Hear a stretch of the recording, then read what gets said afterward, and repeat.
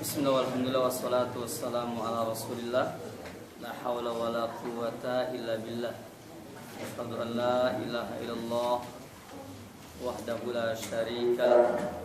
Wa asyhadu anna Muhammadan abduhu wa rasuluhu alladzi la nabiyya ba'da. Amma ba'd.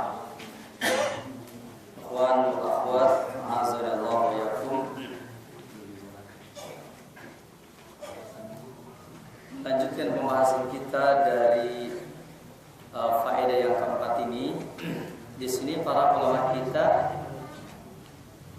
yakni memperselisihkan tentang pengertian asyirku billah atau maksud dari asyirku billah yang terdapat di dalam kitab ini berkenaan dengan firman Allah yang mulia, innallaha la yaghfiru an yushraka bihi wa yaghfiru ma duna dzalika liman yasha. Sesungguhnya Allah Subhanahu wa taala tidak akan mengampuni dosa dengan sebab berbuat syirik, dan Allah Subhanahu wa taala akan mengampuni dosa bagi selain syirik liman yasha, bagi siapa saja yang Allah kehendaki. Firman Allah Subhanahu wa taala yang mulia ini, maka para ulama kita berselisih paham tentang apakah ini berkenaan dengan syirik akbar ataukah syirik asghar. Lalu saya pernah menyampaikan bahwa pada pertemuan-pertemuan yang lalu para ulama terbagi menjadi tiga. Pertama, Sam'atu Syekh Abdul Aziz bin Abdul bin Baz, beliau di dalam Durus Muhimmah ya, yaitu Durusul Am ya, Durus Muhimmah li amatil ummah, Durus Muhimmah li amatil ummah. Beliau punya kitab ya, namanya Durus Muhimmah li amatil ummah, li amatil ummah. Itu karya Sam'atu Syekh Abdul Aziz bin Abdul bin Baz.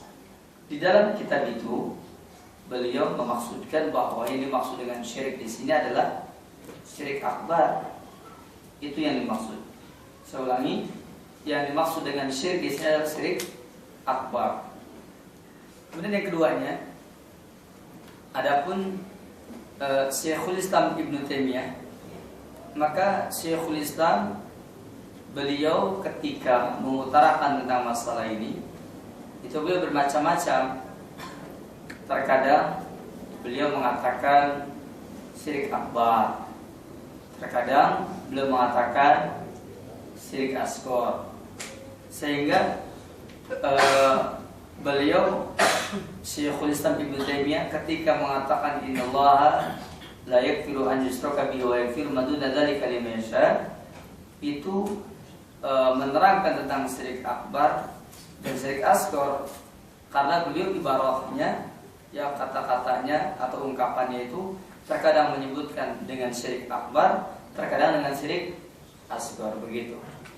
Nah, oleh karena keadaannya seperti ini, maka Fadilatul Syekh Muhammad bin Shalih Al-Utsaimin beliau mengatakan sudah saja, pokoknya ini syirik secara mutlak, yaitu akbar dan asghar. Dua-duanya harus diwaspadai, karena dua-duanya juga yang menjadi penyebab seseorang masuk ke dalam neraka. Yang membedakan adalah tadi, kalau syirik akbar selama-lamanya, kalau syirik asghar tidak selama-lamanya.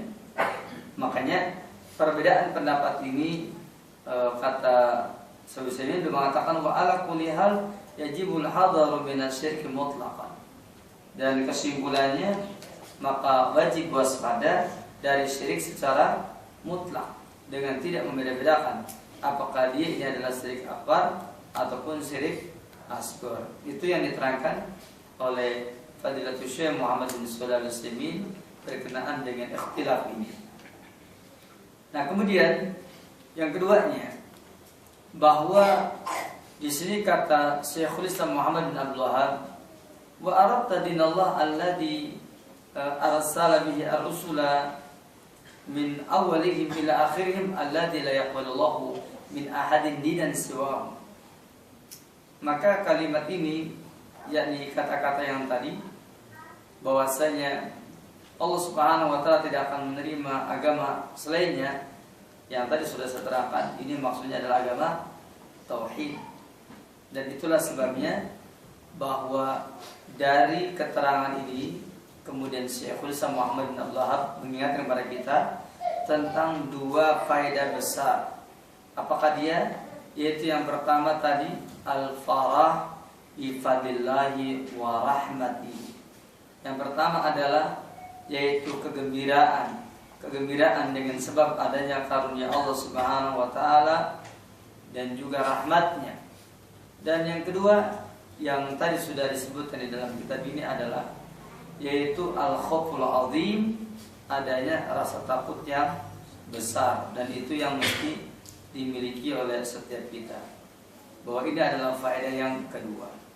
Nah, demikian ringkas dari kalimat yang tadi atau faedah yang keempat yang di dalamnya menerangkan tentang setiap mukmin mesti mengetahui bahwa nikmat Allah tentang tauhid itulah yang akan menyebabkan seseorang mendapatkan kegembiraan dengannya, dan dia akan takut kehilangan ketauhidannya. Oleh karena itu, tentu saja kalau orang itu takut kehilangan tentang ketauhidan yang ada pada dirinya dan terjangkit penyakit syirik, maka berarti mereka akan mempunyai semangat yang luar biasa di dalam apa? Di dalam mempelajari agama ini, terutama belajar tauhid.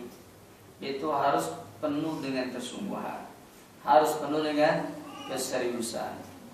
Bukan hanya sekedar teori, tetapi juga dia betul-betul mempraktikkannya, menjadikannya sebagai satu keyakinan.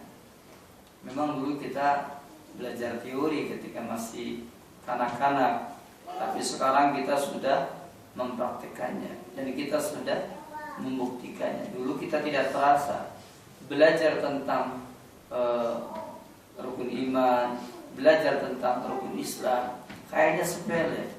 Rukun iman 6, rukun Islam 5, rukun ihsan 1, kayaknya sepele. Tapi ternyata apa?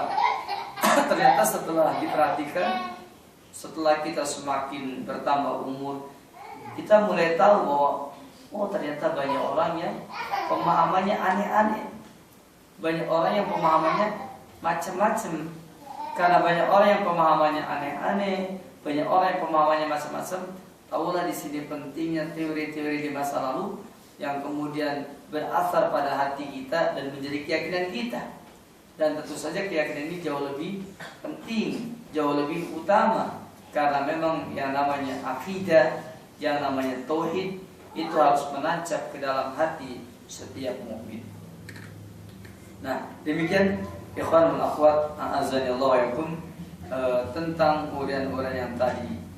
Dan setelah diterangkan dua faedah ini, lalu di sini diterangkan fa innaka idza aradta anal insana yakfur bi kalimatin yukhrijuha min lisani, maka sesungguhnya engkau apabila engkau tahu bahwasanya manusia menjadi kufur dengan sebab kalimat yang dia keluarkan dari lidahnya, wa qad yaquluha, dan terkadang dia mengucapkannya wa huwa jahil, sedangkan dia dalam keadaan jahil.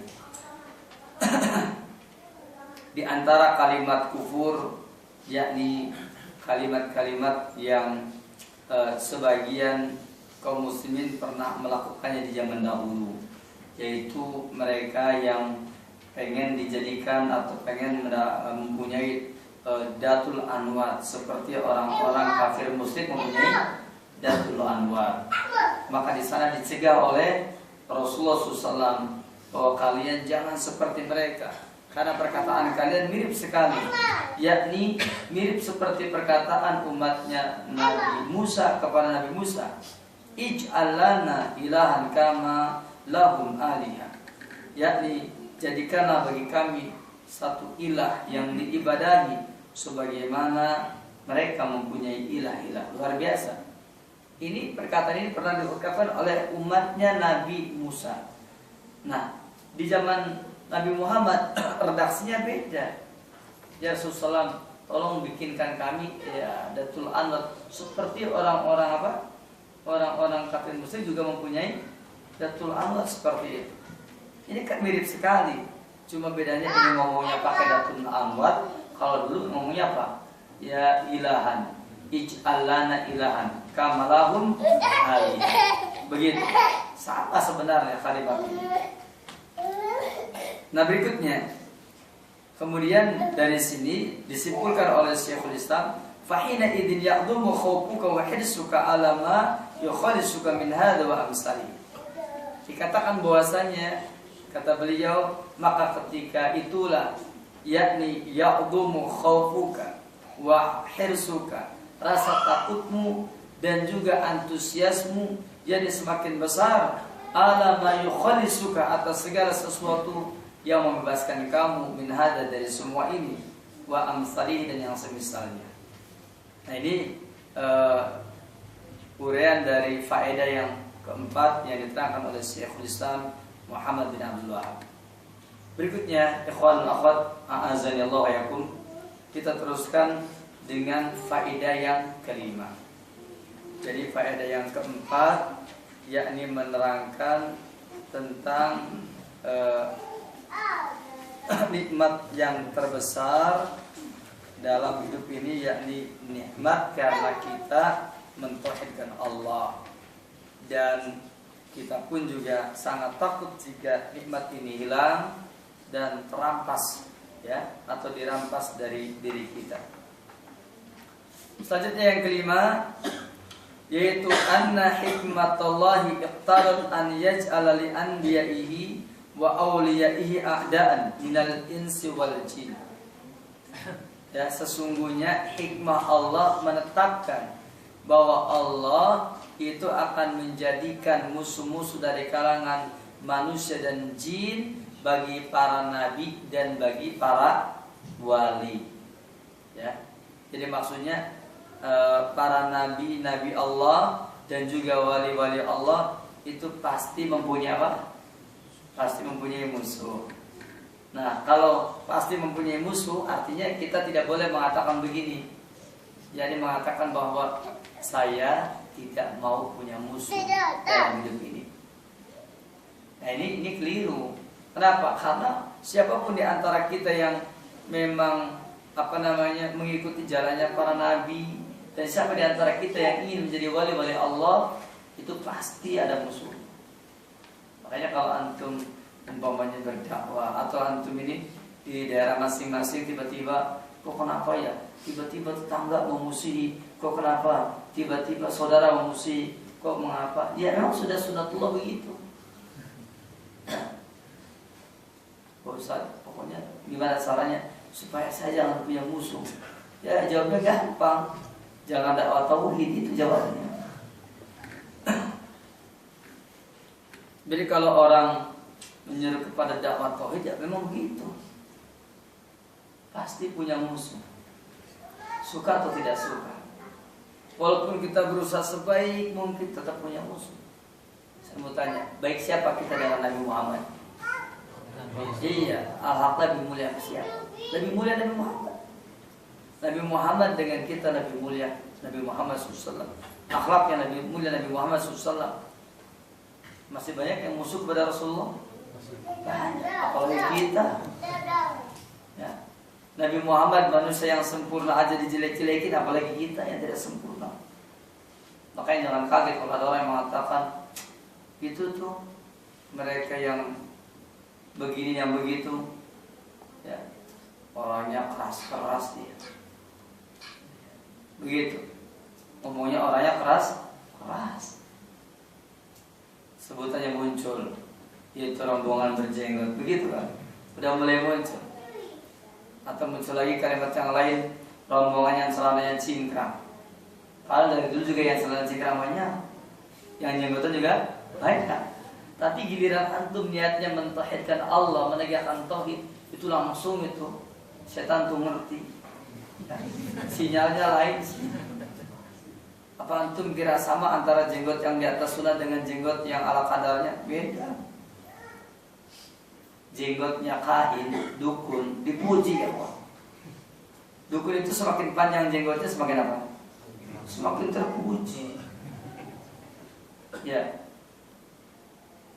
Dulu kita waktu kecil suka nonton film Cina, ya kan?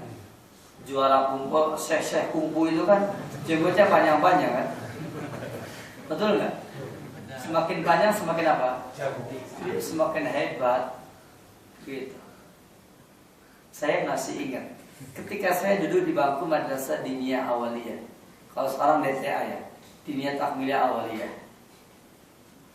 Guru saya itu paling pintar kalau dia dongeng, dan saya paling suka dengan guru yang tukang dongeng itu. Pokoknya kalau dia dongeng sudah, ya kita tidak akan ngantuk. Nah di antara dongengnya itu dia memberikan motivasi. Apa kata guru saya itu ketika saya duduk di bangku madrasah dunia? Katanya itu teman-teman saya yang di IAIN, waktu itu namanya IAIN.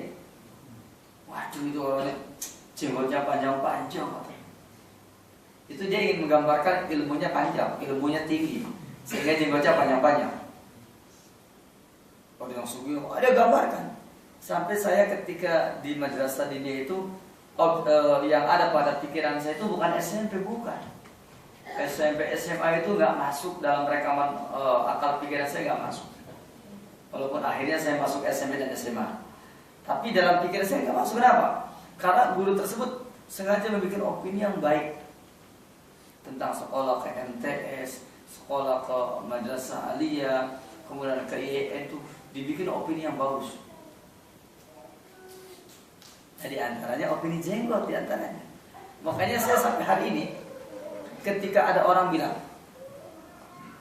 ya, ada orang bilang apa? Ada orang bilang bahwasanya di syariatnya jenggot, saya udah nggak aneh. Karena opini sudah tertancap pada diri saya ketika dulu di bangku madrasah diniyah. Jadi masih ingat betul. Jadi ketika muncul dalil-dalil tentang disyariatkannya jenggot, maka saya tidak pikir panjang. Ini dalil sahih ini. Walaupun guru saya bilang begitu. Ya, orang-orang yang semakin tinggi belajar itu jenggotnya semakin panjang begitu kan. Maka langsung opini itu masuk. Nah, tadi sudah saya katakan bahwasanya ketika seseorang menegakkan tauhid, itu dengan serta-merta muncullah musuh-musuhnya dari kalangan manusia dan dari kalangan jin. Ketika kita menghidupkan sunnah Nabi yang mulia, satu bagian saja muncullah musuhnya, muncullah orang-orang yang mencelaknya.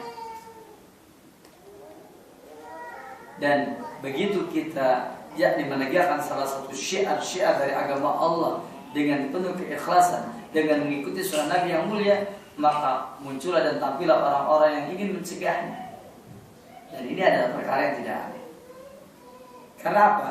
Pada faedah yang kelima ini dikatakan hikmah Allah menetapkan bahwa Allah menjadikan bagi para nabi dan bagi wali-wali Allah a'da'an minal insi wal jin, adanya musuh-musuh dari kalangan manusia dan jin.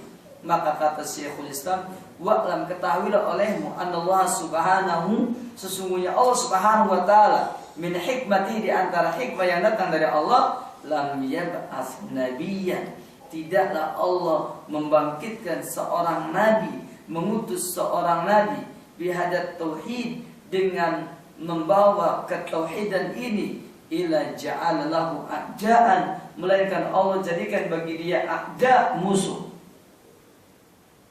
Allah sudah jadikan bagi dia musuh. Kama qala ta'ala, sebagaimana Allah tabaraka wa ta'ala berfirman dalam surah Al-An'am ayat 112, kata Allah, wa kadzalika ja'alna likulli nabiyyin aduwan sayatinal insi wal jin. Kata Allah subhanahu wa ta'ala, demikianlah kami yang agung telah menjadikan bagi setiap nabi aduan, musuh, sayatinal insi wal jin, yaitu setan-setan dari kalangan manusia dan setan-setan dari kalangan jin. Di sini dikatakan bahwasanya wa kadzalika ja'alna likulli nabiyyin aduwan. Artinya yang namanya setan itu niscaya ada, yang namanya musuh itu niscaya ada, apakah dari kalangan jin maupun dari kalangan manusia. maka itu akan ada. Musuh-musuhnya akan selalu ada, yaitu apakah dari kalangan jin ataupun dari kalangan manusia. Itu selalu ada. Dan ini sudah merupakan sunatullah. Sunatullah yang telah diterangkan oleh Allah Tabaraka wa Ta'ala di dalam Al-Quranul Karim.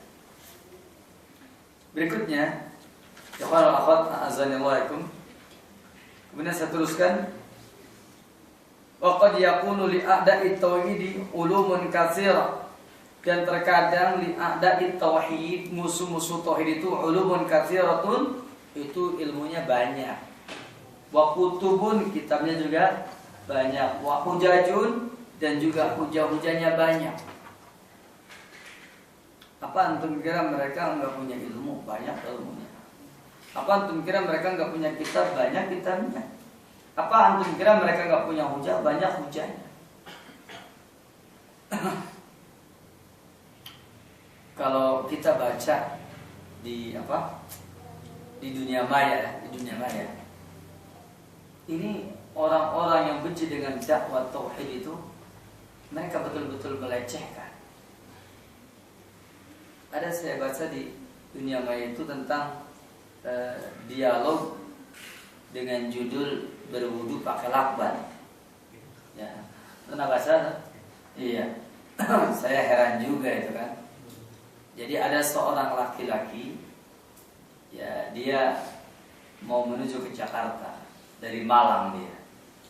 Lalu kemudian dia naik mobil, kata dia karena mobilnya eksekutif, di samping saya ternyata ada seorang laki-laki yang lebih tua dari saya, kurang lebih 10 tahun lebih tua, kata dia.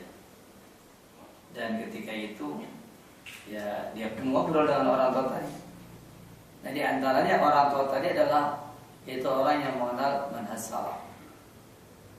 Dan dia bercerita, artinya orang tersebut ketika duduk berdua ini, maka keduanya terjadi dialog. Yang inti dialognya, si bapak tadi menceritakan bahwasanya agama ini jangan ditambah-tambah dan jangan dikurangi. Lalu kemudian orang tadi, si anak muda ini, dia bertanya, dia tanya tentang maksud dari firman Allah Subhanahu wa taala yang mulia, ya ayyuhalladzina amanu idza kuntum ila sholati faghsilu wujuhakum wa aydiyakum ilal marafiq wamsahu bi ru'usikum wa arjulakum minal ka'bayn. Nah, dalam dialog tersebut dikatakan, kata anak tersebut, itu apa katanya maksud ini Pak? Maksud ayat ini. Maka dia menerangkan bahwa ayat ini yang menerangkan tentang tata cara wudu, dan tentu saja ini tidak boleh ditambahin dan tidak boleh dikurangi. Maka dia tanya, berarti kalau gitu, kalau bapak berwudunya selalu pakai lakban ya? Kenapa pakai lakban? Ya ini karena sikunya kan harus pas. Nanti kalau lebih sedikit kan berarti kelebihan. Ada nggak orang yang berwudu tidak melebihi sikutnya? Enggak ada, pasti melebihi kan? Kata dia, kalau melebihi berarti kan menambah-nambah itu boleh. Dia tanya, bagaimana kalau di bawah siku, boleh nggak? Bagaimana kalau di atas siku, boleh tidak? Gitu. Seperti itu. Dan ya, tentu saja bapak ini kan mungkin karena sudah punya umur, dia akan bilang kan dengan kalimat, aduh, jangan pakai akal-akalan begini gitu kan. Ya, akhirnya dia bilang, sebenarnya akal yang harus tunduk kepada Al-Quran atau Al-Quran yang harus tunduk kepada akal kita. Jadi ini sudah pakai kata-kata yang permainan logika. Tentu saja saudara kita ini gak mau ngadepin orang yang begini, maka dia pun tidur. Ditulis oleh orang ini. Ternyata ketika saya lihat katanya, ternyata dia pura-pura tidur. Itu maksudnya ingin melecehkan bahwasanya ketika kita mengatakan agama ini tidak boleh ditambah-tambahi, tidak boleh dikurang-kurang, itu menurut pandangan dia salah bahasa itu. Dan seterusnya. Dan begitu pula tentang dialog salah seorang asatidz kita di mana di Batam itu, ternyata oleh mereka diberikan komentarnya luar biasa. Diberikan komentar, diberikan bantahan oleh mereka dengan bantahan-bantahan yang luar biasa. Yang tentu saja kalau kita membacanya, kalau antum membacanya, juga antum malas membacanya. Karena apa? Karena sebenarnya itu hanya putar saja. Ala kulli hal ikhwah, yang paling penting bagi kita dari kitab ini yang tadi yang saya bacakan, bahwa antum harus tahu, ya, dan antum harus tahu dan antum harus tahu diri. Dan ana nasihatin antum nih, bagi antum para pemula, tolong jangan suka dialog. Ini nasihat saya, antum jangan suka dialog, jangan suka jadi orang yang sok tahu. Antum diam sampai antum mapan untuk berbicara, dan antum bisa mengetahui antum bicara dengan siapa. Karena apa? Karena kalau kita berbicara asal saja, akhirnya seperti ini. Karena mereka tidak akan bosan-bosan, terus akan mencari. Bahkan mereka sengaja bikin apa? Yaitu bikin semacam situs khusus, yaitu tentang debat melawan Wahabi. Akan seperti itu terus mereka bikin. Itu kan debat episode ketiga ya. Artinya dia dengan siapa saja yang bukan orang alim pun, ya dianggapnya apa? Dianggapnya alim. Makanya kalau bisa antum menahan diri untuk tidak berbicara dengan mereka, terutama kalau udah kelihatan kayaknya ini orangnya sengaja mancing-mancing, lebih baik diam aja. Itu lebih baik daripada harus berbicara. Kenapa? Kasihan. Jangan sampai agama ini dihinakan ikhwah. Dengan sebab antum sebenarnya nggak mampu menjelaskan, antum ternyata berani-berani menjelaskan. Lebih baik diam, itu lebih baik antum menuntut ilmu yang rajin, beramal soleh. Adapun yang antum bisa, ya antum terangkan ala kadarnya yang antum bisa. Yang tidak tahu ilmu diam. Kalau sekiranya ragu, lebih baik antum katakan wallahu a'lam. Kalau sekiranya antum nggak begitu menguasai, lebih cenderung antum mengatakan wallahu a'lam, karena itu akan lebih selamat. Ya. Saya asalnya tidak tahu menahu tentang masalah ini, tapi ini semakin lama banyak melihat, waduh ini ternyata banyak perkara yang bikin kacau. Dan di sini ada kalimat yang sangat bagus sekali dari Syekhul Islam, kata beliau, wa qad yakunu li a'da'i tauhid ulumun kafir wa kutubun wa hujaz. Dikatakan bahwasanya terkadang ya bagi musuh-musuh tauhid ini mereka mempunyai ilmu yang banyak, juga mereka mempunyai kitabnya juga banyak, bahkan juga hujahnya banyak. Antum kira apakah mereka nggak punya hujah? Punya. Saya pernah baca kalau tidak salah, menurut berita itu namanya Al-Masail, nama kitabnya Al-Masail yang ditulis oleh Syekh Muhammad Alwi Al-Maliki. Al-Masail di sana ternyata Pak rod kepada apa yang ada pada kita. Rod, bantahan yang ada pada kita itu bantahannya panjang. Saya pernah membaca salah satu jilidnya. Saya pernah baca, saya pengen tahu kayak gimana. Waduh ikhwah, itu betul-betul membuat pusing kepala.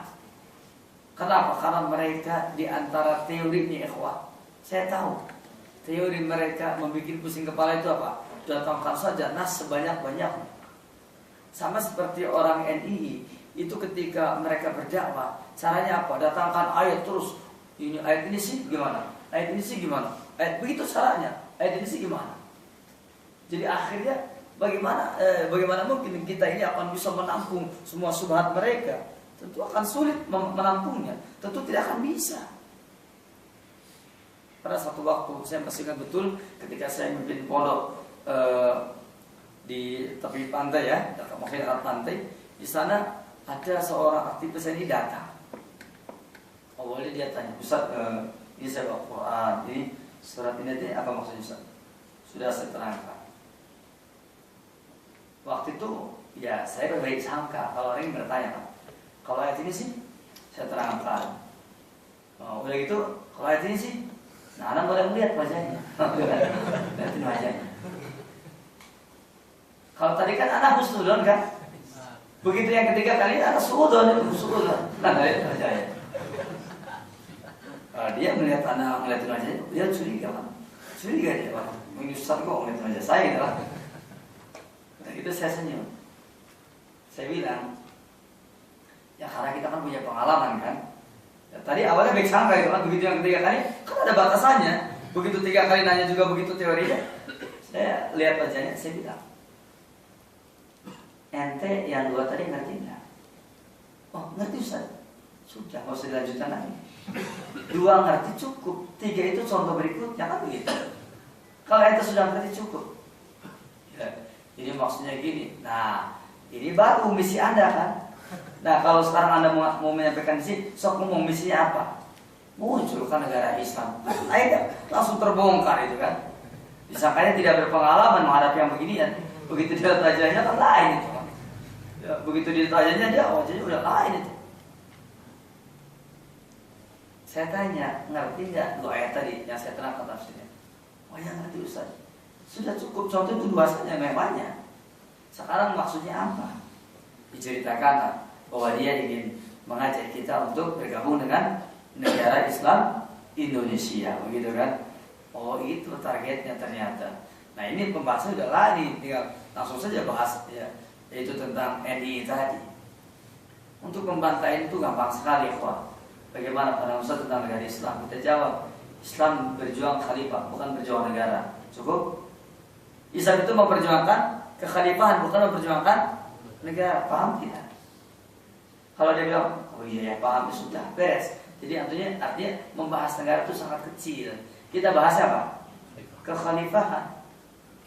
Yang pertama kali sukses setelah zaman nubuah adalah khilafah ala minhaji nubuah.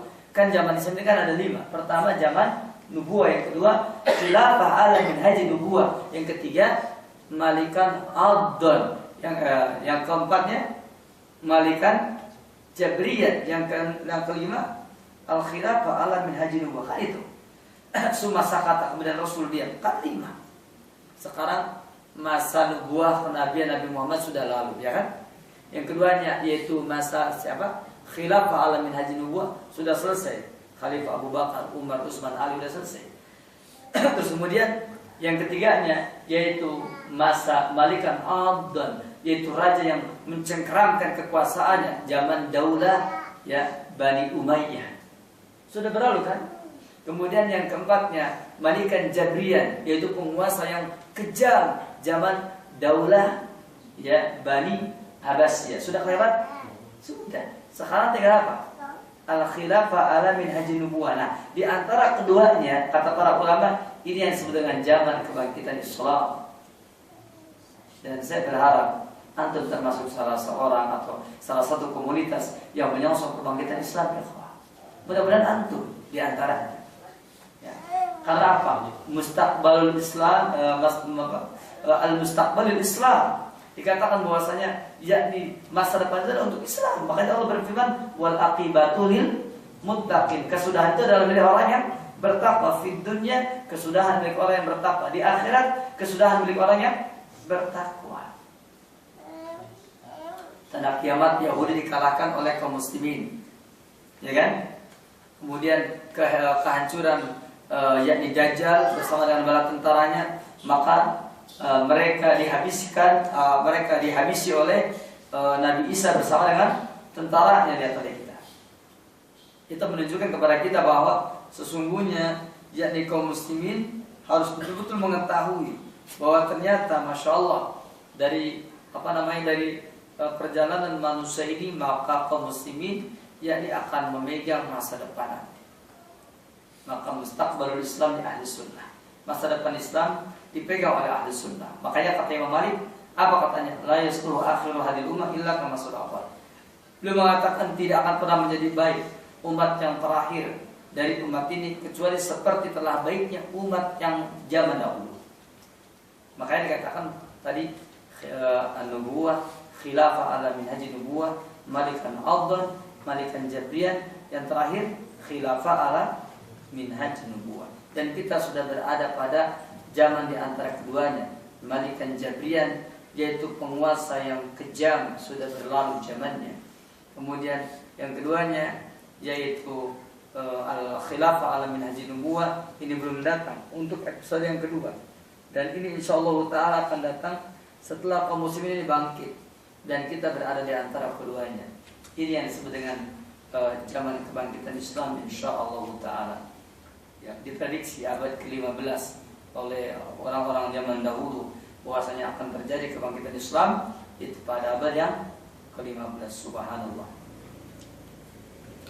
Selanjutnya ikhwan dan akhwat, a'azzanillahu yakum, kita teruskan dari keterangan-keterangan ini, yakni bahwa ada nasihat yang berharga dari Syekhul Islam Ibnu Taimiyah yang pernah saya sampaikan bahwa orang-orang ahlul bid'ah, orang-orang ahlul ahwa, orang-orang ahlud dalalah, mereka ini adalah orang-orang yang memiliki kehebatan. Kitab mereka juga banyak. Tapi kata beliau, ketahuilah, kitab yang mereka banyak yang mereka baca semakin banyak itu, ternyata kitab tersebut itu tidak akan membawa mereka kepada petunjuk, tidak akan mengantarkan mereka kepada petunjuk, sehingga mereka semakin banyak kitabnya, bukan semakin mengerti, malah semakin apa? Semakin kacau balau, semakin membingungkan, semakin menyamarkan kebenaran dengan kitab yang sekian banyaknya ini. Dan ini tentu saja merupakan sesuatu yang tidak aneh. Karena apa? Ini sudah diisyaratkan oleh para ulama kita tentang mereka yang seperti ini. Berikutnya, nasihat dari Al-Imam Al-Albani. Ketika beliau memberikan nasihat kepada kita di dalam kitabnya, yaitu Al-Manhajus Salafi Inda Al-Albani, yang ditulis oleh Syekh Ahmad, maka di dalam kitab tersebut Syekh Al-Albani memberikan nasihat. Kata beliau, bahwa hendaklah kita ini harus hati-hati ketika kita berhadapan dengan dai-dai yang menyuruh kepada kesesatan, dengan dai-dai yang menyuruh kepada bid'ah dan syirik. Karena apa? Karena mereka jangan dianggap remeh hujahnya, jangan dianggap remeh dalilnya, jangan dianggap remeh argumentasinya. Antum jangan menganggap mereka tidak punya argumentasi, jangan menganggap mereka tidak punya dalil. Mereka punya dalil, Masya Allah. Mereka seabrek dalil, mereka sangat banyak dalilnya. So kalau antum gak percaya, antum baca, Masya Allah. Semakin antum banyak membaca bantahan-bantahan mereka kepada kita, antum semakin pusing kepalanya. Makanya sampai ada orang yang apa? Dia yang semula kembali kepada manhaj salaf, akhirnya balik lagi. Apa katanya? Ternyata mereka juga hebat dalilnya. Dia balik lagi aja. Kenapa? Balik lebih aman. Karena mereka tidak akan berbetul dengan masyarakat. Yang keduanya, kayaknya apapun memang serba ada dalilnya. Dan kata para ulama ada, apapun ada dalilnya. Bahkan perkara-perkara yang sampai sesat apapun, itu dalilnya ada. Pendapat yang sesat apapun, itu dalilnya ada. Kama qala ta'ala, sebagaimana Allah tabaraka wa ta'ala berfirman. Kata Allah tabaraka wa ta'ala dalam surah Ghafir ayat 83, Allah berfirman, "Falamma ja'atuhum rusuluhum bil bayyinati farihu bima indakum minal ilm." Lihat kita. Maka ketika datang kepada mereka rusuluhum, yaitu rasul-rasul yang kepada mereka, utusan yang datang kepada mereka bil bayyinat, dengan membawa keterangan yang jelas, maka farihu, mereka bergembira bima indakum minal ilm, dengan ilmu yang ada pada mereka. Saya lihat di antara tulisan mereka tertulis di bawahnya ada tanda tangannya, ada namanya, yaitu Kesatria Aswaja, begitu namanya. Namanya Kesatria Aswaja. Antum tahu kan yang namanya Kesatria? Artinya betul-betul gentle gitu kan. Dia berani apa aja, debat apa berani. Sudah Kesatria saja, ada potretnya 3 orang laki-laki muda-muda. Saya bilang, Masya Allah, ini luar biasa. Ya. Sampai di antaranya di sana, di antara perkara yang menarik perhatian saya, yakni mereka mengatakan bahwasanya yang namanya halal bihalal itu adalah bid'ah. Kemudian terus disebutkan bid'ah. Dan ujungnya mereka mengatakan, tapi kalau opor dan ketupat itu tidak bid'ah. Kenapa? Karena orang Wahabi juga doyan, katanya begitu. Masya Allah. Jadi dia bilang bahwasanya opor dan ketupat itu nggak bid'ah. Karena orang-orang Wahabi ini sudah kadung doyan, makanya ini tidak bid'ah ya. Masya Allah, lemas saya baca ini. Kenapa sampai seperti itu? Ya. Di bawahnya ditulis, ya biasanya anak-anak kan satria baca hitam, ini kok kesatria Aswaja itu kan. Di bawahnya itu. Ya Allah, saya betul-betul sedih. Ini permainan ikhwah. Mana ada agama beginian, mana ada, nggak ada ikhwah. Ini kita bisa agama begini, ya Allah. Saya betul-betul heran. Kenapa mereka seperti ini, ikhwah? Makanya kalau memperhatikan tulisan seperti ini jadi aneh. Tidak tahu kalau nanti barangkali selama saya ini masuk ke YouTube kemudian terdengar oleh mereka, mungkin mereka akan melakukan sesuatu, saya tidak tahu. Tapi yang jelas bahwa ini sendaguro ya, sendaguro. Dan apa yang diterangkan oleh Allah Tabaraka Ta'ala dalam surah Ghafir ini, kata Allah Tabaraka Ta'ala, "Falamma ja'atuhum rusuluhum bil bayyinat farihu bima indahum minal ilm." Sangat tepat sekali. Saya perhatikan hujah-hujah para ulama kita sangat jelas sekali bahwa ketika datang kepada mereka rasul-rasul mereka dengan membawa keterangan yang jelas, maka farihu bima indahum minal ilm, maka mereka bergembira dengan ilmu yang ada pada mereka. Dan mereka juga begitu. Saya pernah baca juga ketika salah seorang ustadz yang dibangga-banggakan oleh mereka dari Cirebon berdebat dengan salah seorang ustadz kita. Di antara komentar-komentarnya apa? Katanya pengikut Wahabi, orang-orang Wahabi itu cetek-cetek ilmunya, ngomongnya cetek-cetek ya. Masya Allah, nyebutnya begitu. Apalagi kalau antum baca buku yang berjudul Buku Pintar Berdebat Melawan Wahabi itu, saya udah lama itu dikasih hadiah buku itu oleh salah seorang yang kita. Entah berapa tahun yang lalu saya menerima hadiah ini. Di dalam buku itu ternyata tertulis apa? Menggambarkan bahwa ternyata ulama-ulama Ahlus Sunnah terkesan tuh bodoh-bodoh sekali, Masya Allah. Dan ini mengingatkan saya kepada apa? Kepada tingkah laku orang-orang Yahudi. Ya, orang Yahudi itu mereka kepada kaum muslimin apa katanya? Anu'minu kama amana sufaha. Apakah kami akan beriman seperti berimannya orang-orang yang safi? Orang safi itu adalah orang yang qalilul aqli wa dhaifur ra'yi. Orang yang akalnya itu qalil sedikit, wa dhaifur ra'yi, dan juga ra'yinya itu lemah. Nalar itu lemah. Kita ini disebutnya sapi ya. Sapi, padahal yang betul mereka lah dulunya yang menyembah sapi, bukan kita. Ya. Tapi mereka mengatakan kita ini sapi. Ketika terjadi perpindahan kiblat, mereka mengatakan sama. Ya. Bahwasanya kita ini adalah orang-orang yang sapi. Padahal sesungguhnya mereka lah orang-orang yang sapi. Tetapi kita yang disebut dengan sapi. Nah, faedah yang kelima ini dari kitab Kasus Syubhat ini mengajarkan kepada kita bahwa setiap kita yakni hendaknya waspada dengan bagaimana keadaan mereka yang mana mereka memiliki sikap seperti ini. Dan Allah Tabaraka wa Ta'ala sudah menjelaskan tadi bahwasanya setiap nabi, setiap wali-wali Allah itu pasti punya musuh. Jadi di sini intinya dua faedah ya. Pertama, bahwasanya setiap nabi, rasul dan para wali Allah itu pasti punya musuh, itu pasti dari kalangan manusia ataupun dari kalangan jin. Yang keduanya, ketahui bahwasanya musuh-musuh kita ini ikhwah, yakni mereka mempunyai ulum katsirah wa kutub katsirah wa hujaj katsirah. Ilmu mereka banyak, kitab mereka banyak, hujah mereka banyak. Oleh karena itu, nasihat bagi antum para penuntut ilmu pemula. Antum sukut tawil ahsan. Ya. Diam yang panjang lebih baik daripada harus kasratul kalam, daripada harus banyak ngomong. Saya ingatkan antum para penuntut ilmu, jangan banyak ngomong. Ada kejadian orang yang banyak ngomong, dia asalnya pakai jubah, banyak ngomong. Satu waktu didatangi oleh Pirko Dolala. Pirko Dolalanya itu ternyata dia berbicara sengaja pakai bahasa Arab. Ya. Dan sahabat kita ini yang rajin bicara dan mengomentari orang lain, ternyata apa? Dia semenjak itu langsung cabut itu jubahnya. Sampai hari ini nggak pernah mau pakai jubah lagi. Saya tanya, kenapa kamu kok sekarang udah nggak pakai jubah lagi? Dia bilang, ya itulah semenjak saya diajak ngomong bahasa Arab dan saya belum bisa bahasa Arab.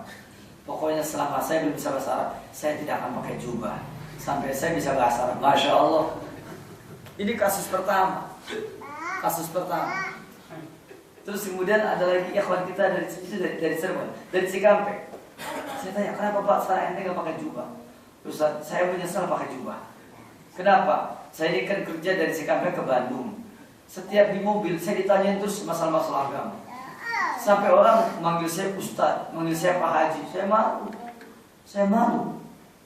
Makanya apa? Kalau saya sering ditanya tentang masalah agama, saya bilang, saya mau mustami, saya mau orang awam. Wah, Bapak mau merendah aja. Emang saya rendah kok.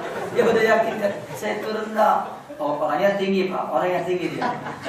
Ya, saya tuh memang rendah. Saya biasa katanya orang alim tuh begitu katanya. Dia telepon saya tuh hampir menangis, dia bilang, Ustaz, saya harus bagaimana katanya. Saya malu. Akhirnya saya bilang, jadi gimana? Pokoknya mulai semenjak itu saya nggak pernah mau pakai jubah lagi, Ustaz. Nggak mau. Karena apa tadi? Itu akibat asalnya, coba-coba jawab. Iya. Makanya antum jangan sembarangan jawab.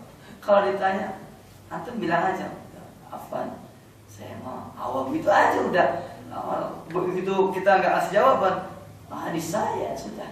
Kita ini akan dipercaya sebagai orang awam, walaupun pakai jubah. Kalau dia bilang, itu mau merendah aja, ya itu terserah Anda. Tapi memang saya orang awam. Kalau Anda menganggap orang pintar, itu karena Anda tertipu dengan kemasan, begitu aja. Tertipu dengan kemasan, begitu kan? Ya, seperti itu. Tapi yang jelas ya saya memakai begini memang mengikuti ya sunnah Nabi yang mulia. Gitu, udah saja gitu. Dan saya masih belajar. Ya, saya masih belajar. Pakai jubah juga masih belajar itu begitu. Itu akan lebih enak. Tapi kalau antum banyak bicara, itu sunnah tuh. Akhirnya antum bergaya seperti seorang yang alim, ini yang akan repot nanti. Saya bercerita begini bukan berarti antum nggak boleh pakai jubah, bukan. Maksudnya bahwa antum harus tahu diri saja itu. Ketika antum berbicara harus banyak menjaga. Karena apa? Karena sebagian yakni data-data yang masuk kepada saya itulah yakni karena apa? Karena banyak di antara kita yang bukan kapasitasnya banyak menjawab pertanyaan-pertanyaan. Biasanya antum sangat bersemangat sekali menjawab pertanyaan biasanya. Apalagi pertanyaan itu sudah dijawab dan ingat jawabannya, semangat biasanya itu kan. Ini jawabannya begini, seperti itu. Maka untuk tidak menjawab pertanyaan itu lebih baik daripada antum harus menjawab pertanyaan ikhwan. Nah itu adalah obatnya ikhwan.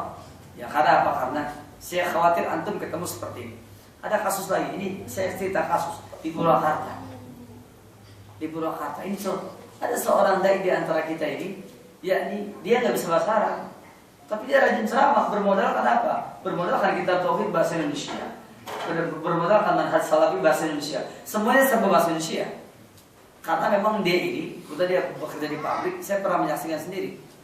Ya, ikhwan kita ini saking semangatnya di pabrik ceramah dia pakai kitab tauhid yang terjemahan. Dia bacakan, disimpulkan begini, luar biasa. Begitu pedenya dia, karena sudah keasikan dia di tempat kerjanya dia ceramah terus pakai buku bahasa Indonesia. Akhirnya dia begitu terjun ke masyarakat pun ceramah juga terus dia pakai bahasa Indonesia. Sampai satu waktu ceramahnya kedengaran sama kiainya. Kiainya datang, bawa kita baca oleh ente. Dia bilang, Pak Kiai, saya belum bisa baca kitab. Wah, dimarahin habis-habisan. Ente baca kitab aja belum bisa, ente ceramah terus katanya begitu. Menyalahkan orang. Luar biasa. Dia datang kepada saya, dia cerita, gimana Ustaz? Saya bilang, Kiai itu benar ya kawan. Kiai itu benar. Asal antum menuntut ilmu saja. Antum nggak usah ceramah kesana kemari, dipanggil kesana kemari. Asal antum berhenti. Berhenti lebih baik daripada harus ceramah. Saya malah lebih memuji beberapa sahabat saya. Dulunya dia penceramah, begitu kenal manhaj salaf. Saya tanya, kayaknya ente gak suka ceramah sekarang Pak? Malu Ustaz, malu. Kalau saya berceramah malu, kenapa? Karena ceramah saya ini, ya ini tidak punya kualitas. Saya lebih berhenti aja. Jadwal semua dibatalin. Dia sudah membalik kondang ikhwah. Orang Subang sebelum dipanggil ke Banten, dipanggil jauh daripada. Saya belum pernah ke Banten ya Pak. Belum pernah saya ceramah di Banten. Dia sudah pernah ke Banten, ke Tangerang, apa juga dipanggil kemana-mana, ke Garut, ya ke Tasik dipanggil dia ceramah. Dan saya tanya apa modalnya? Ya itu modalnya cuma ngomong doang. Berhenti dia. Ada saya hitung kalau nggak salah ada 2 atau 3 orang di kota Subang itu berhenti. Semenjak menuntut ilmu syar'i maka dia berhenti dan tidak lagi mau jadi dai. Dia bilang saya belajar saja, belajar saja nyampe saya. Nah ini lebih baik daripada dia harus berceramah kesana kemari. Kenapa? Saya khawatir antum akan terkena syubhat. Dan suatu saat akan lelah. Suatu saat belum saatnya untuk bertanah dia sudah bertanah, ini berbahaya. Apalagi tadi dikatakan bahwasanya mereka ilmunya banyak. kitab mereka juga banyak, ujian mereka juga banyak. Antum ketemu dengan yang seperti ini repot. Oleh karena itu, maka kecuali kalau sewaktu-waktu memang diperlukan ya boleh. Tapi jangan kemudian menyediakan dirinya untuk menjadi doi yang muter-muter ke sana kemari, jangan. Karena apa? Karena ini sangat berat sekali. Urusannya berat. Nah, ikhwanul akhwat, azza wa jalla. Faedah yang kelima saya anggap selesai. Kemudian berikutnya faedah yang keenam. Wujubut tasalluhi bil kitab wa sunnah lidah di subuhatil a'da. Wajib bersenjatakan kitab dan sunnah untuk memporak-porandakan, untuk menghancurkan syubhat-syubhat para musuh. Antum baca Al-Quranul Karim beserta dengan tafsirnya sampai selesai. Para ulama kita sampai pengen ini bikin kitab tafsir, At-Tafsirul Muyassar, nukhbah minal ulama. Antum baca ini dari awal sampai akhir. Ini terjemahan juga ada kayaknya. Ya, antum baca. Ya. Terjemahannya ada, kalau sebaca antum tinggal titip baca kemudian kan. Ya, terjemahannya antum baca dari awal sampai akhir. Kalau antum nggak ngerti antum tanya. Dan saya sengaja bawa kitab ini ke sana kemari sengaja. Kenapa? Karena kitab ini yakni adalah kitab yang sangat bermanfaat sekali. Kalau antum paham, ini kitab di dalamnya mengandung intisari tafsir yang menurut saya sangat bagus sekali, akurat sekali, penafsirannya akurat. Walaupun di sini tidak pakai dalil, tapi ini akurat. Kalau bisa ini diajarkan, bahkan dirosakan, bahkan kalau bisa dibacakan di masjid ini setiap pada subuh. Semua punya kitab ini kalau bisa dibacakan, diterjemahkan sendiri. Kalau nggak bisa terjemahkan, bacakan saja terjemahannya. Tiap hari ikhwah, penting ikhwah. Kemudian setelah itu, antum kalau nggak ngerti tanyakan nanti kapan-kapan kepada orang yang kira-kira bisa menerangkannya. Penting ikhwah. Saya katakan penting kitab ini. Saya sudah membacanya tentang isi dari kitab At-Tafsirul Muyassar ini. Bahkan saya jadikan sebagai rujukan pertama sebelum saya membaca kitab tafsir yang lain. Kitab ini sangat berfaedah sekali, sangat bermanfaat sekali. Dulu saya pernah punya, kemudian yang satu minta dibeli, yang satu dipaksa harus dibeli juga. Habis sudah akhirnya. Ya. Dan ketika kemarin bulan Februari saya umroh, yakni ternyata saya minta ini gak dikasih karena saya bukan tolib jamiah. Gak dikasih. Katanya orang awam nggak boleh. Katanya Quran biasa aja. Kita dapatnya Quran biasa. Lalu saya berbisik ke tolib yang ada di sana, yang mahasiswa S2, saya bilang, antum aja antum. Ya Ustaz, siap Ustaz katanya. Akhirnya dapatlah kitab ini. Alhamdulillah kembali lagi akhirnya. Ya, karena yang dulu pernah yang dulu pernah dimiliki sudah diminta harus dibeli katanya, dijual saja Ustaz. Ini faedah besar. Lihat. Wujubut tasalluh bil kitab was sunnah. Antum wajib bersenjatakan ini. Bersenjatakan kitab dan sunnah. Kitab Quran baca dengan tafsirnya sampai selesai. Saya katakan sampai selesai. Saya mau tanya, antum sudah selesai belum? Selesaikan dong. Selesaikan. Antum ini ngaji jauh-jauh ngaprak kesana kemari. Saya betul-betul heran. Antum yang ngaji ke Jakarta datang, ke Bogor datang, ke Tangerang datang, tabligh akbar datang kemana-mana. Tapi tafsir Quran nggak pernah selesai. Tidak pernah selesai. Antum kesana kemari mengikuti kajian dan tabligh akbar. Hadis Nabi yang mulia, kitab-kitab hadis belum pernah selesai, ikhwan. Kemarin aja belum malikam baru satu hadis sudah selesai kan? Begitu. Antum gak selesai. Coba antum belajar hadis sampai selesai ya Pak. Antum baca hadis arba'in atau arba'inat, banyak soal hadis arba'in, puluhan hadis arba'in. Saya sudah dapatkan kitab-kitab arba'inat puluhan. Antum baca ikhwan. Ada hadis arba'in, beli. Terjemahannya nggak apa-apa, antum baca terjemahannya sampai selesai. Di sini ada pelajaran bahasa Arab, antum ikuti sampai antum bisa membacanya langsung dalam kitab-kitab para ulama. Terus baca hadis arba'in sebanyak-banyaknya. Baca kitab Riyadhus Shalihin. Ya. Bahkan para ulama kita, yakni termasuk Asatidz kita juga menyarankan kalau antum baca hadis Riyadhus Shalihin, Kalau bisa hafal. Kalau tidak bisa hafal, antum kira-kira bisa menyebutkan kita hadis itu tidak ada dalam kitab Riyadhus Shalihin. Kita kira-kira begitu. Kira-kira. Bisa nggak? Ada orang yang bilang ini ada hadis begini. Ada nggak dalam Riyadhus Shalihin? Oh nggak ada, itu nggak ada. Bukan nggak ada karena antum pernah baca, bukan. Betul-betul antum tahu tidak ada. Gitu. Ini nggak ada terus nggak belum pernah baca. Bukan begitu. Ya. Ini penting sekali. Saya perhatikan sangat penting. Antum setelah arba'inat seperti yang diusulkan oleh Syekh Ali Hasan, antum selesaikan Riyadhus Shalihin. Antum tanya, arba'inat antum sudah selesai? Arba'inat. Arba'in fil aqaid, arba'in al-fiqhiyah, kemudian arba'in as-sulukiyah wal akhlaqiyah, arba'in an-nabawiyah, arba'in an-nawawiyah, arba'in qawaidul ahkam asy-syar'iyyah, arba'in udah selesai. Belum, banyak yang belum. Ya. Terus kemudian selain arba'in tadi Riyadhus Shalihin sampai selesai. Ini masjid hendaknya antum gunakan untuk perkara-perkara yang penting. Wujub tasallu bil kitab was sunnah.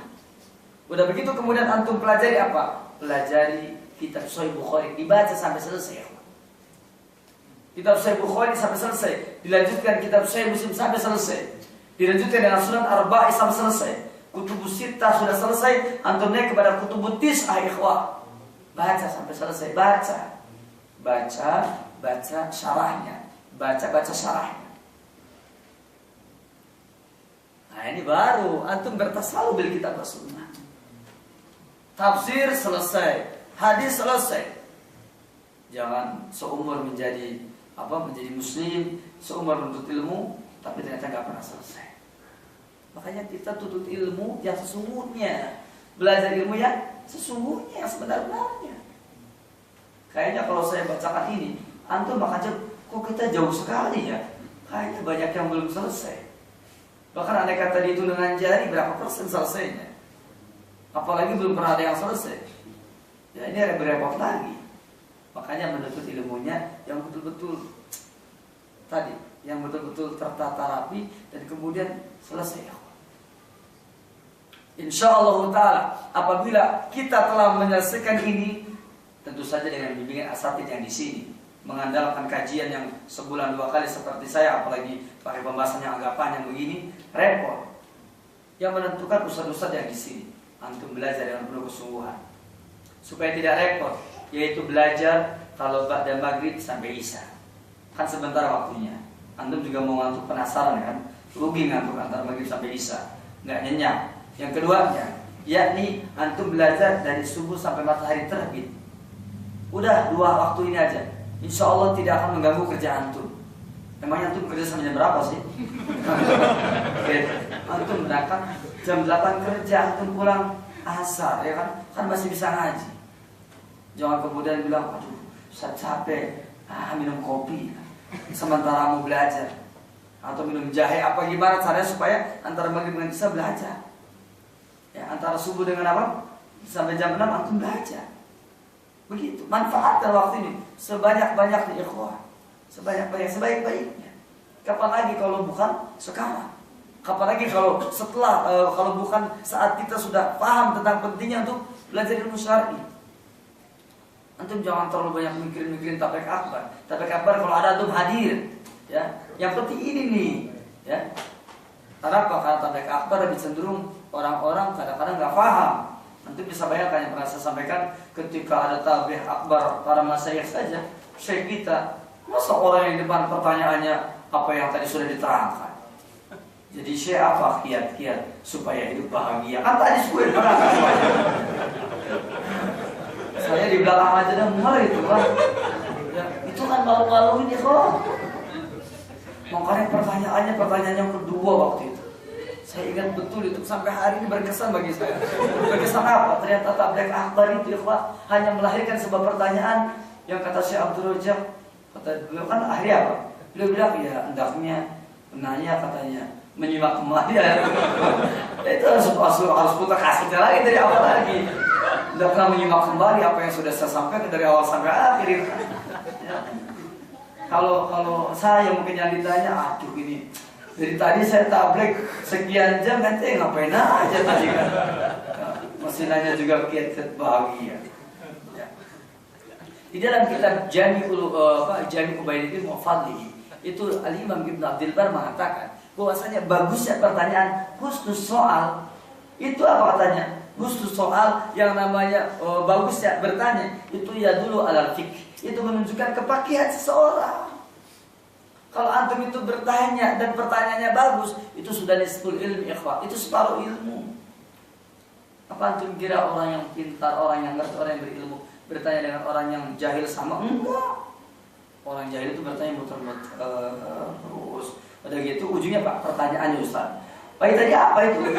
Cerita yang tadi.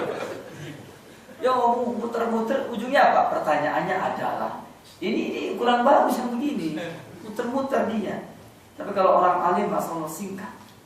Saya masih ingat ketika awal tahun 2000-an.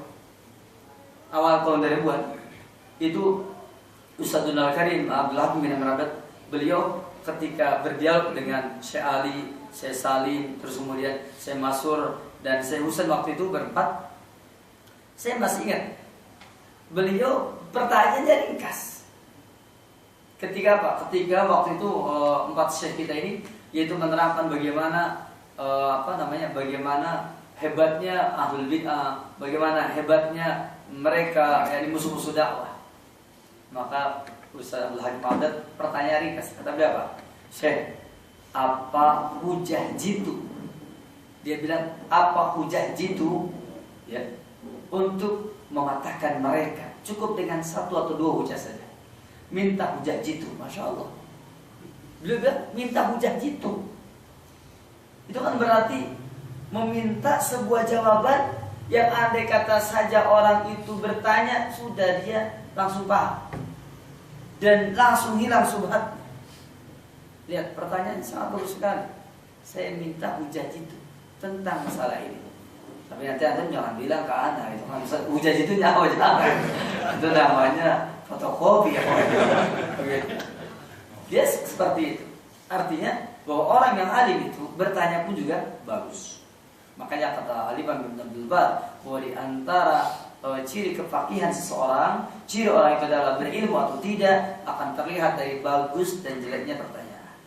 Tapi tentu saja perkataan saya ini bukan berarti kemudian setelah saya bicara begini anda bilang pokoknya jangan bertanya, bisikannya hoan, bisikannya hoan bilang bodoh gitu kan. Bukan begitu ya kawan. Tapi ini maksudnya untuk menunjukkan bahwa bertanya pun adalah merupakan lambang kefakihan seseorang insyaallah taala.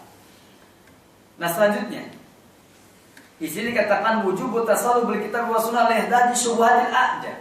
Yakni bersenjatakan kitab dan sunnah itu untuk memporak-porandakan subhat-subhat para musuh dakwah. Kata Syekhul Islam, "Idza arafta dzalik," apabila engkau mengetahui hal itu, wa arafta dan engkau tahu anna tariqa ila Allah, bahwasanya jalan menuju Allah la budda lahu min a'da'ihi, mesti ada musuh-musuhnya, qaidina alaihi, yang duduk untuk menghalanginya, yaitu dikatakan ahlu fasahatin wa ilmin wa hujajin. Ternyata musuhnya itu adalah yaitu ahli fasahah, masya Allah, orang yang bicaranya bagus-bagus. Wah, musuh-musuh dakwah itu ngomongnya indah-indah. Musuh dakwah itu ngomongnya bagus-bagus. Mereka begitu. Luar biasa. Ini ahli fasahatin wa ilmin wa hujaj. Mereka ini ngomongnya indah-indah, ngomongnya bagus-bagus. Kalau debat bahasanya luar biasa. Ya, bahasanya istilahnya apa ini? Lihat oleh kita. Apa antum kira bahwasanya mereka bukan ahli fasahah?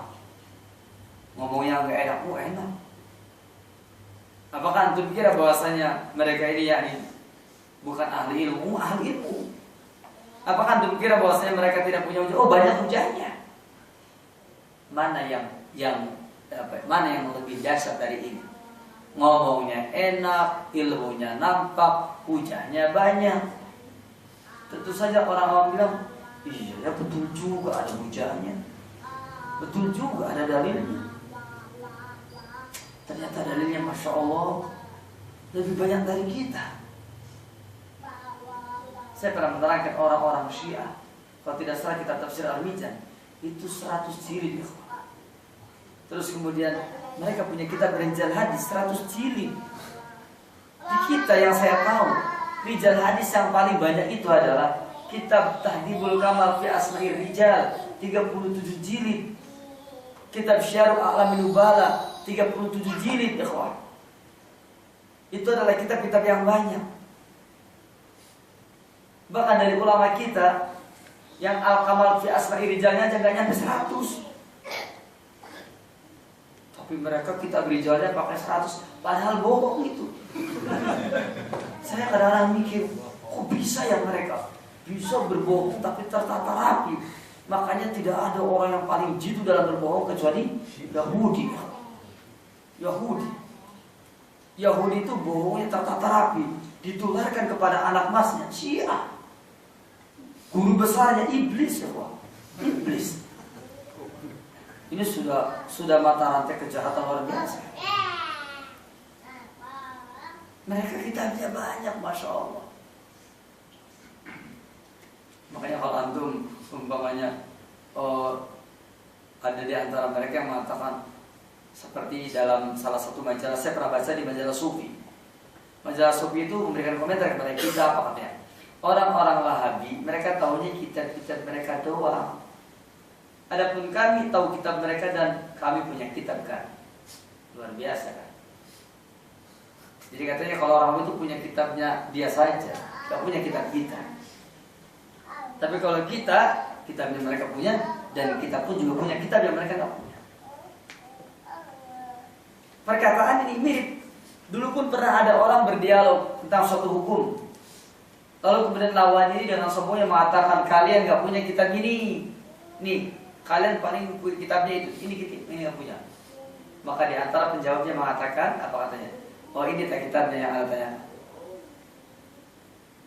Kaget kan? Karena dia udah ada sombong. Oh, ada ya. Kalian punya. Ini kitab yang Anda maksud. Maka ketika tahu apa yang terjadi, dia pun malu akhirnya. Nah, mereka mengatakan kita ini gak punya kitab-kitab mereka. Kata mereka, kalian tidak tahu kitab kami, tapi kami tahu kitab kalian dan tahu kitab kami.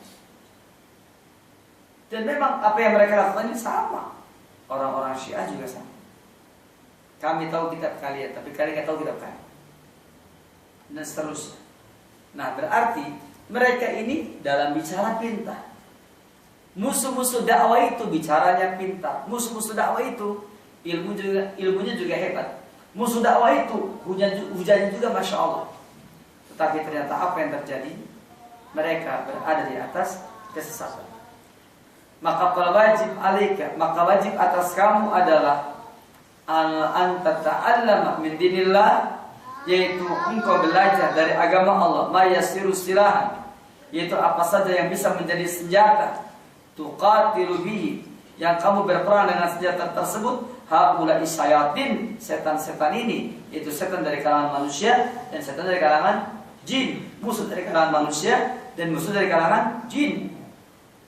Alladzina qala imamuhum wa muqaddamuhum, yang mana imam mereka dan juga pemuka mereka berkata li rabbika azza wa jal, kepada Rabb engkau Allah azza wa jal. Apa katanya? Ini kata imam mereka. Siapakah imam mereka? Iblis. Imam mereka siapa? Iblis. Kata iblis, la aqudanna lahum siratakal mustaqim, aku akan duduk menghalangi mereka dari jalan yang lurus. Summa la'atiyannahum min baini aydihim, kemudian aku akan mendatangi dari hadapan mereka. Wa min khalfihim, aku akan mendatangi mereka dari arah belakang mereka. Wa an aymanihim, dari arah kanan mereka. Wa an syama'ilihim, dan dari arah kiri mereka. Wa la tajidu aktsarahum syakirin, dan kamu tidak akan mendapati kebanyakan mereka sebagai orang-orang yang bersyukur. Di sini terangkan wala tajidu aktsarahum syakirin, engkau tidak akan mendapati mereka sebagai orang yang bersyukur ya Allah. Ya, ini sudah jadi setan, sudah jadi iblis. Iblis akan menghalangi kita dalam segala hal. Akan duduk menghalangi perjalanan kita. Mereka akan terus mengupayakan supaya kita tertipu. Nah, ini yang dilakukan oleh iblis la'natullah alaih. Walakin idza aqbalta 'ala Allah Ta'ala, tetapi apabila engkau yakni menghadap kepada Allah, kemudian wa asgaita ila hujajillah, dan apabila engkau memperhatikan kepada hujah-hujah Allah, wa bayyinati, dan juga keterangan yang jelas datang dari Allah Tabaraka wa Ta'ala, fala takhaf wa la tahzan, kamu jangan takut dan jangan berduka cita, jangan bersedih hati. Maksudnya sesungguhnya hujah yang datang dari Allah Tabaraka wa Ta'ala itu pasti kuat, ikhwan. Saya kasih tahu, antum belajar tafsir yang benar, ikhwan. Tafsir yang gak benar antum gak usah bacain. Antum belajar hadis dengan pemahaman yang benar, dan ini akan bisa mengalahkan mereka, akan bisa memporak-porandakan mereka.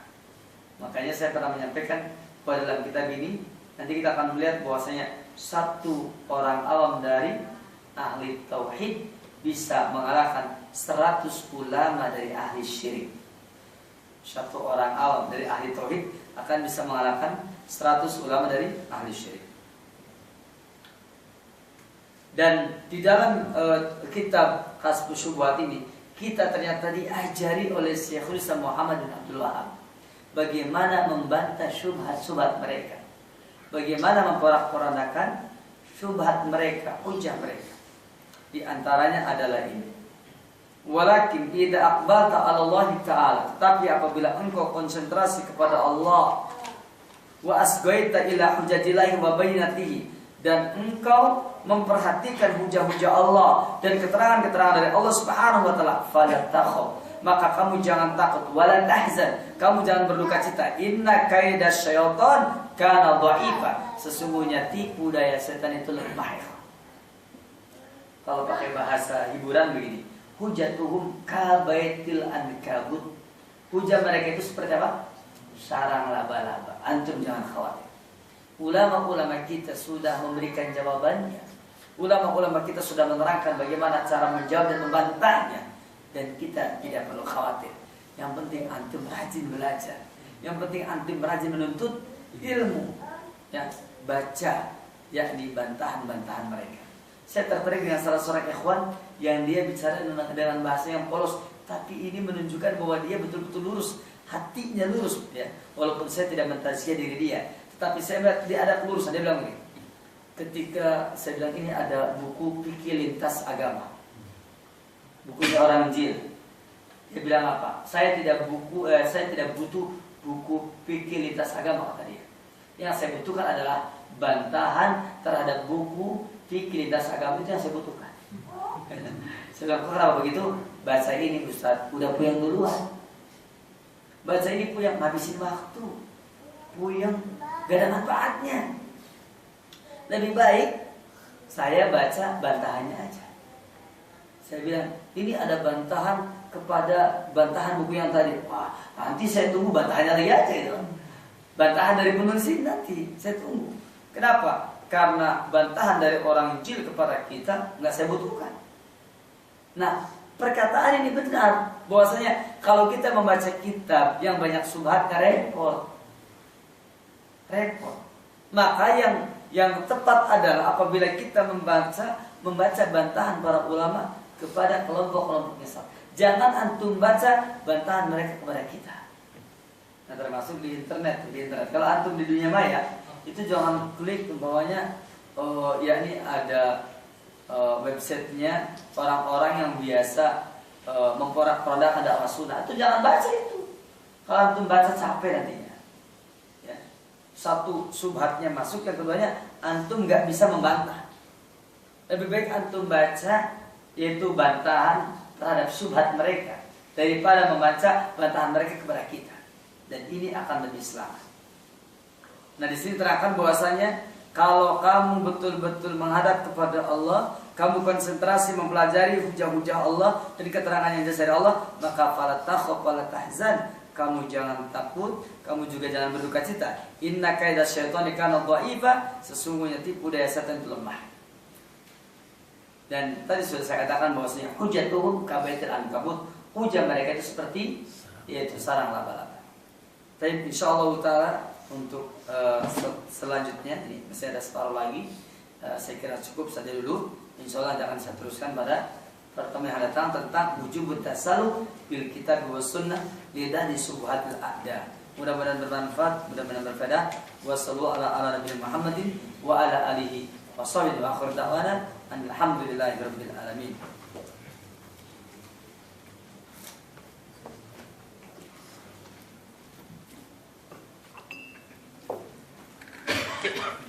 Dipersilakan barangkali ada pertanyaan terlebih dahulu.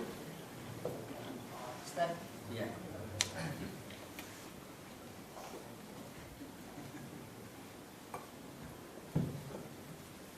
Ini mau bertanya tentang masalah dakwah salaf.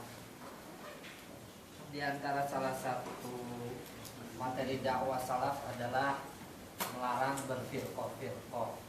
Cuma yang terjadi sekarang di Bandung ini dan termasuk senjata ahlul bid'ah juga, mereka mengatakan salaf di Bandung pun berfirqah-firqah.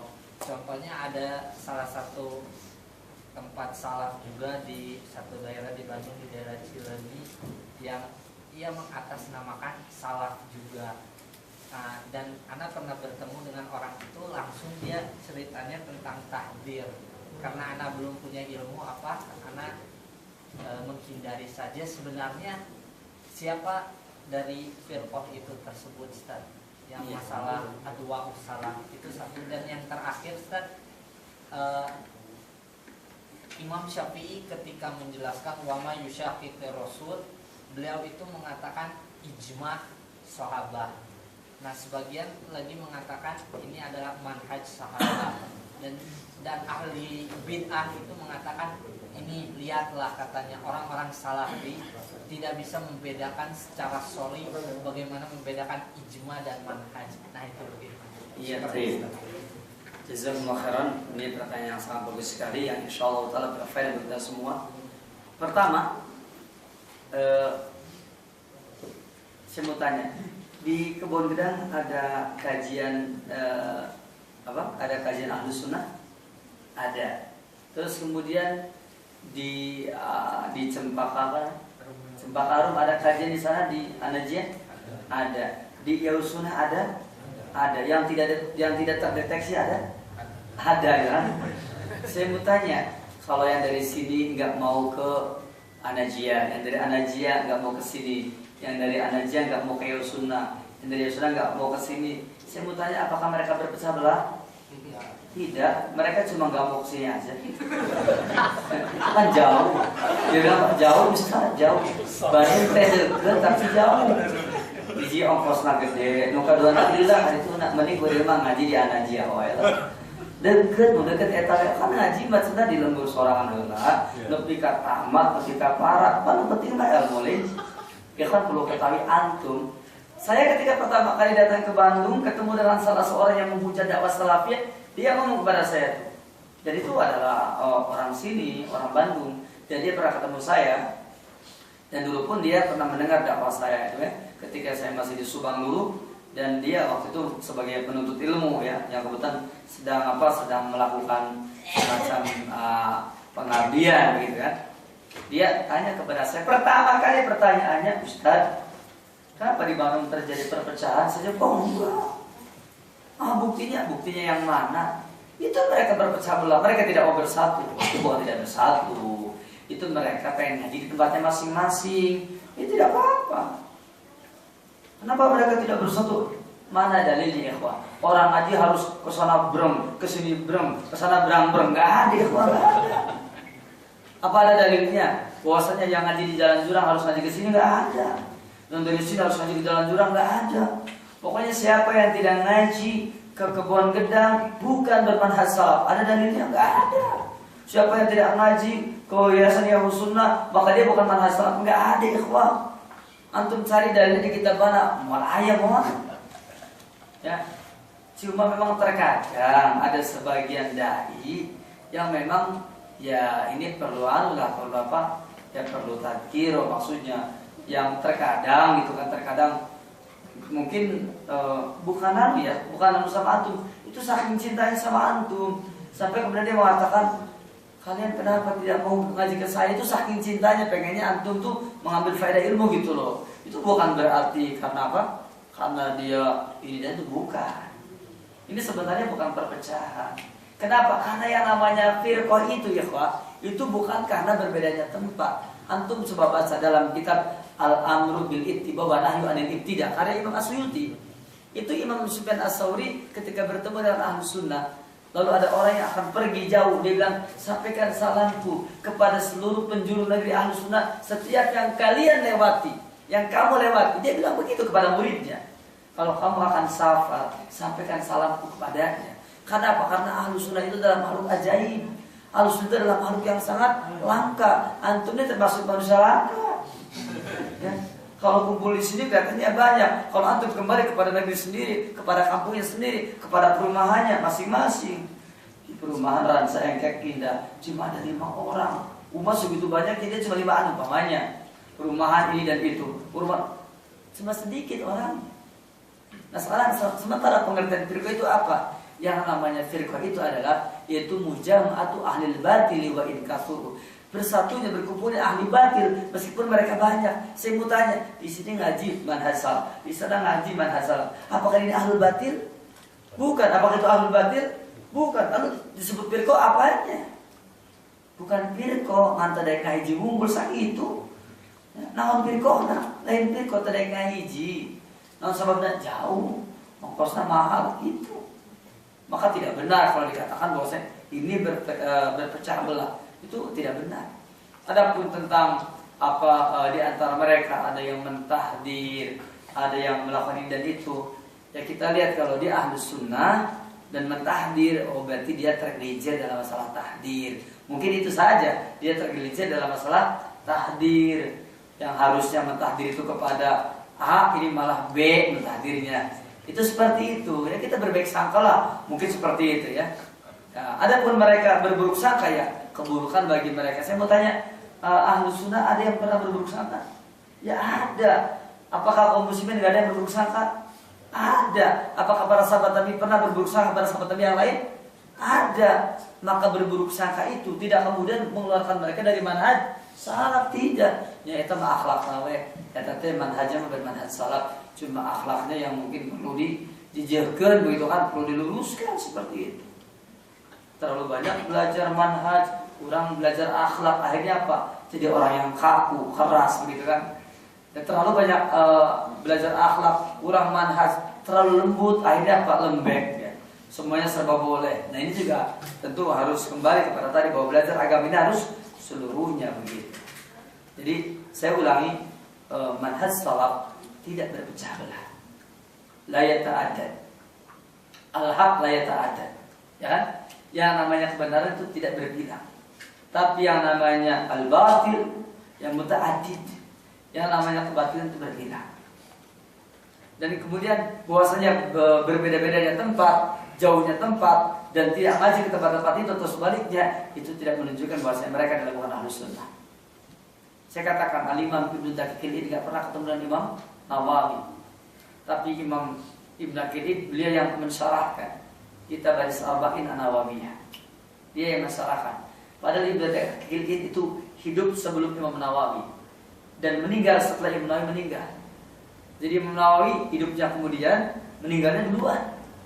Kalau Ibnu Daqiq beliau yakni hidupnya duluan, meninggalnya belakangan. Ibnu Daqiq pernah mengatakan, Syekhul Islam Ibnu Taimiyah, itu ilmu yang namanya ilmu seperti berada di antara dua matanya. Kalau dia suka dia mengambilnya, kalau tidak dia melepaskannya. Itu menunjukkan bahwa para ulama kita saling memuji. Di antara Ahlus Sunnah saling memuji. Kalau ada ketergelinciran mereka saling memaafkan. Dan tentu saja begitu pula dengan di kota Bandung ini. Dan tadi yang saya katakan bahwa saya pun ketika pertama kali datang ke sini, yakni maksudnya ketemu dengan orang tersebut, yakni orang tadi, ada orang yang mengatakan, Ustaz, kenapa dakwah salafiyah berpecah belah? Kenapa di sini berpecah belah? Saya bilang tidak. Dia ngotot, realitanya Ustaz. Saya bilang realitanya ditafsirkan oleh antum. Tapi kalau anda nafsirkannya nggak berpecah belah. Tapi itu kelompok tahdir, ya kelompok tahdir berarti bukan manhaj salaf. Tapi dia mengakunya manhaj salaf, ya kalau dia mengakunya manhaj salaf berarti tidak berpecah belah. Tapi bagaimana dengan takdir mereka? Ya mungkin itu kepilihan mereka. Mereka terlalu bersemangat sehingga menerapkan manhaj takdirnya bablas, kan begitu. Kan mungkin saja orang salah dalam sebagian pengetahuannya, mungkin saja. Dan seterusnya. Ini yang pertama. Yang kedua, yaitu tentang firman Allah Subhanahu wa taala, wa may yushaqiqir rasula min ba'di ma tabayyana lahu huda wa yattabi ghayra sabil mu'minin nuwalli ma tawalla, ya.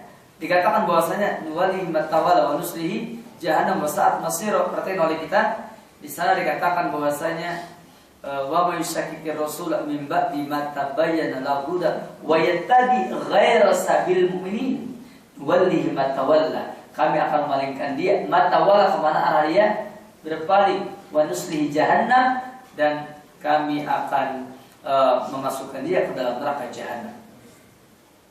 Firman Allah Subhanahu wa taala yang mulia ini di dalam kitab Adabul Mufid wal Mustafid terjadi dialog. Di sana dicatat sebuah dialog yang diriwayatkan oleh Al-Imam Rabi bin Sulaiman. Dia meriwayatkan sebuah riwayat tentang dialog antara Imam Syafi'i dengan seorang syekh. Dalam dialog tersebut diantaranya bertanya, ketika dia ditanya ma hujatul Islam, kata Imam Syafi'i Al-Quran. Terus apalagi? Dia jawab as-sunnah. Terus apalagi? Al-ijma'. Yaitu dengan kalimat ittifaqul ummah. Bahasanya ittifaqul ummah. Enggak pakai kalimat ijma', tapi ittifaqul ummah. Kemudian udah begitu dia tanya. Begitu kan? Tanya. Kenapa bisa seperti itu? Maka diterangkan kayak tadi. Yaitu bahwasanya tidaklah orang yang mengikuti bukan jalannya orang yang beriman itu, yakni adalah tersesat, melainkan berarti mengikutinya hukumnya wajib. Maka di sana dikatakan mengikuti jalannya orang yang beriman itu hukumnya wajib, karena wayattabi ghayra sabil mu'minin itu nuwalihi matawalla, berarti mafhum mukhalafahnya adalah wajib mengikuti jalan orang yang beriman. Kita bahas yang tadi. Ini ijma', ittifaqul umat atau manhaj salaf, kan bingung tuh. Nah, di dalam kitab At-Ta'liqatus Tsaniyah Syarah Ushul Dakwah Salafiyah. Ya, saya ulangi. At-Ta'liqatus Tsaniyah Syarah Ushul Dakwah Salafiyah karya Syekh Amr Abdul Mu'in Salim. Hafidz ta'ala, beliau menulis di sana tentang bagaimana cara memahami yang ada pada sahabat Nabi. Maka pertama beliau katakan bahwa apa yang telah menjadi ijma' sahabat Nabi itu adalah hujjah.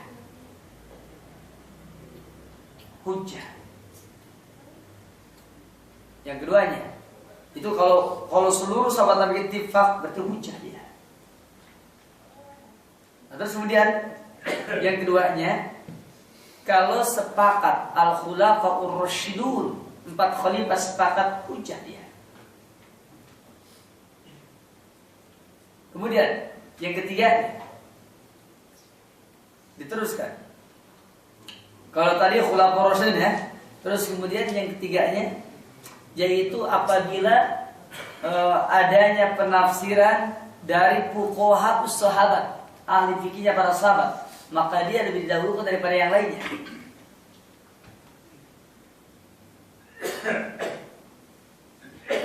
Baik, sebelum saya teruskan dulu, saya gambarkan dulu ini.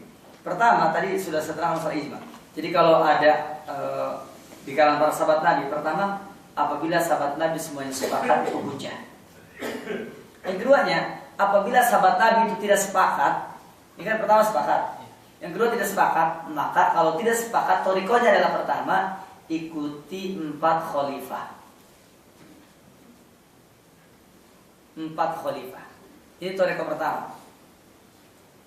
Kemudian thoriqah yang kedua, ikutilah fuqaha dari kalangan para sahabat Nabi. Fuqaha.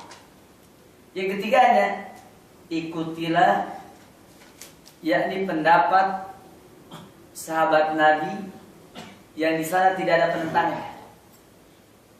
Yang keempatnya, apabila pendapat sahabat Nabi ini bertentangan dengan sahabat Nabi yang lain, maka cari yang sesuai dengan dohir ayat atau dohir hadis.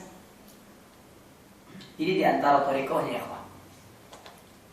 Nah, ini semua disebutnya manhaj para sahabat Nabi.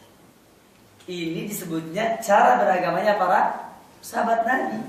Kenapa Ibnu Abbas bilang kalau Abu Bakar Umar sepakat, aku tidak berani menyalahi keduanya. Kata Ibnu Abbas, aku tidak berani menyalahi Abu Bakar, Umar, Utsman, Ali. Nggak berani dia. Ibnu Abbas tidak berani. Ya jangankan Ibnu Abbas, Rasul sendiri bersabda dalam riwayat Imam Ahmad, "Idza tafaqu Abu Bakar wa Umar, ma khalaqtuhuma." Apabila Abu Bakar dan Umar itu sepakat, aku tidak berani menyalahi keduanya. Maksudnya aku tidak menyalahi keduanya, bukan tidak berani. Aku tidak menyalahi keduanya. Itu menunjukkan bahwa jangankan Ibnu Abbas, Rasul sendiri pun menghargai siapa? Abu Bakar dan Umar. Itu dalam kitab tafsir Ibnu Katsir, yaitu idza tafaqu Abu Bakar wa Umar ma khalaqtuhuma. Ini menunjukkan kepada kita bahwasanya sesungguhnya yakni para sahabat Nabi yang mulia memiliki tingkatan-tingkatan tersendiri. Setelah kita mengetahui ini, nah jadi manhaj salaf itu, manhajnya para sahabat Nabi itu adalah satu, jika ijma maka diambil. Yang keduanya, jika ternyata sebagian besar sahabat Nabi berpendapat demikian, adapun ya ada seorang sahabat Nabi yang menyalahinya, maka diabaikan yang menyalahinya, dipakai yang banyaknya. Yang ketiganya, apabila ternyata sahabat Nabi ini ikhtilaf di antara mereka berbanding, dahulukan yang tadi, yaitu al-khulafa ar-rasyidun. Ya, itu khalifah yang 4.